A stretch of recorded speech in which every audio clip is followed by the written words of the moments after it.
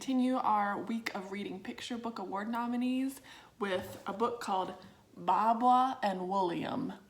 As you can see, the characters are two sheep, and Baabwaa is a sheep who loves to knit, while Wooliam is a sheep who loves to read. They love it, but one day they decide that they need a little adventure. So they get more than they bargained for, however, when a third sheep shows up. A sheep with a long tail and a long snout and some very, very sharp teeth. Dun dun dun! It's gonna be quite an adventure. Let's read it and find out. Baabwaa and Wooliam, written by David Elliott and illustrated by Melissa Sweet.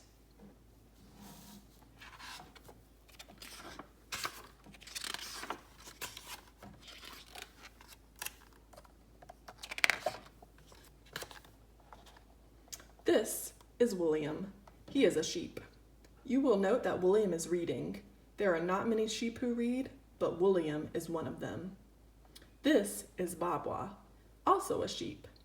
In this picture, Baabwaa is knitting. Knitting is a very practical hobby for a sheep. It's surprising not more of them do it. Oh well. Baabwaa and Wooliam are best friends. They spend most days reading and knitting. Knitting and reading. Sounds kind of boring, but they like it. One day, Wooliam looked up from his book, an adventure story, pirates, treasure chests, that sort of thing. "I've been thinking," he said to Baabwaa. "Thinking is good," Baabwaa answered, "or so I've heard." "We should have an adventure of our own," said Wooliam. "Agreed," said Baabwaa. "There are only so many sweaters one sheep can knit." And so the two friends set off.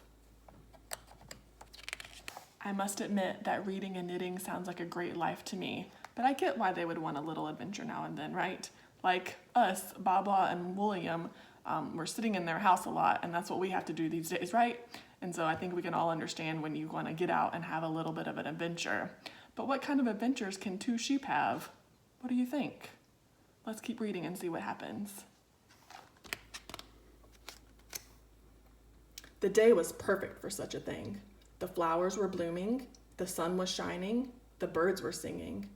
This last bit, about the birds, was especially good because adventures usually involve some kind of trouble, and it's nice to have a little bird song to help you through it.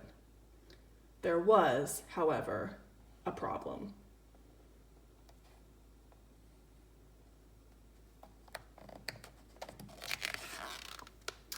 Baabwaa and Wooliam lived in a field, and the field was surrounded by a stone wall. "Which way?" asked Wooliam. "You decide," Baabwaa answered. "Left then," said Wooliam. Baabwaa thought they should have gone right.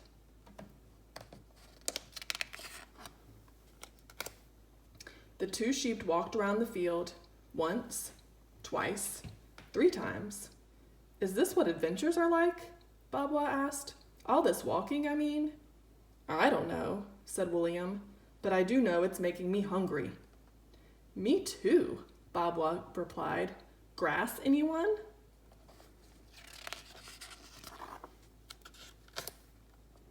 The two friends were just finishing their lunch when, quite unexpectedly, they were approached by a third sheep. A sheep with a long, rangy tail. A sheep with a sharp, whiskered snout. A sheep with a filthy wool coat.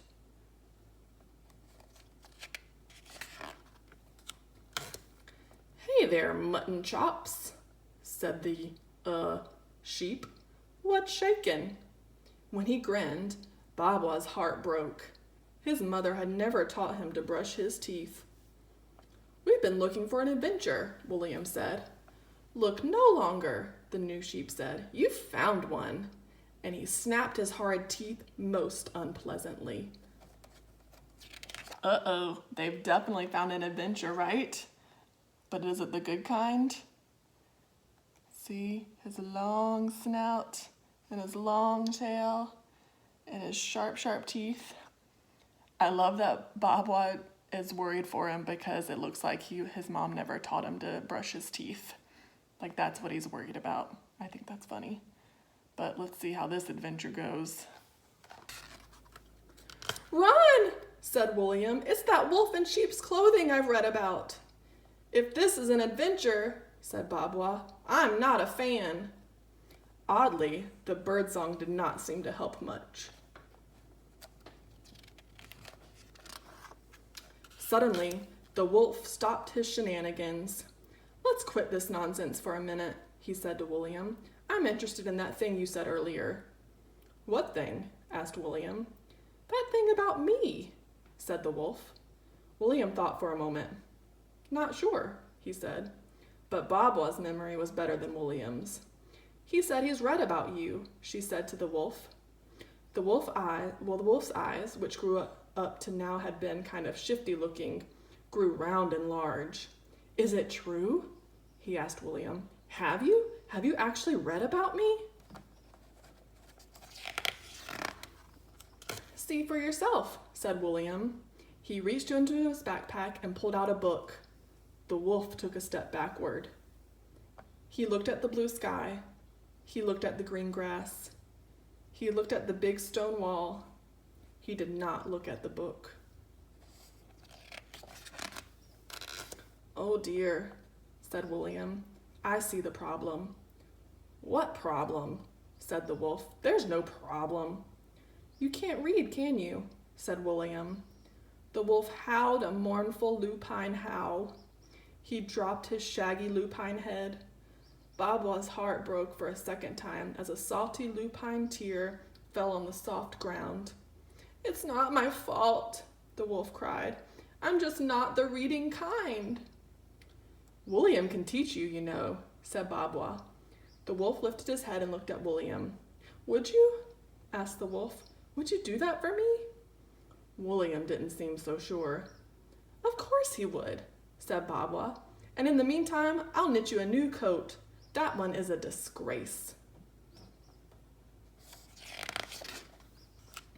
And so Wooliam went about the business of teaching the wolf to read. It wasn't easy. The wolf often jumped up in the middle of a lesson and chased the two sheep around the field. This irritated Wooliam to no end. "Don't let it get to you, Wooliam," said Baabwaa. "He is just following his nature. Besides, all that reading and knitting has taken its toll. We can use the exercise." Eventually, after a lot of hard work and several extra sessions, the wolf did learn to read. And when he saw what that book had said about him, he was outraged. "This is so unfair," he complained. "It says here I'm cruel and sneaky." "And your point?" said Wooliam. "It's not true," the wolf insisted. "I'm just rambunctious." "That's one word for it," said Baabwaa. And so, over time, an unlikely friendship formed between the wolf and the two sheep, one that involved a fair amount of chasing.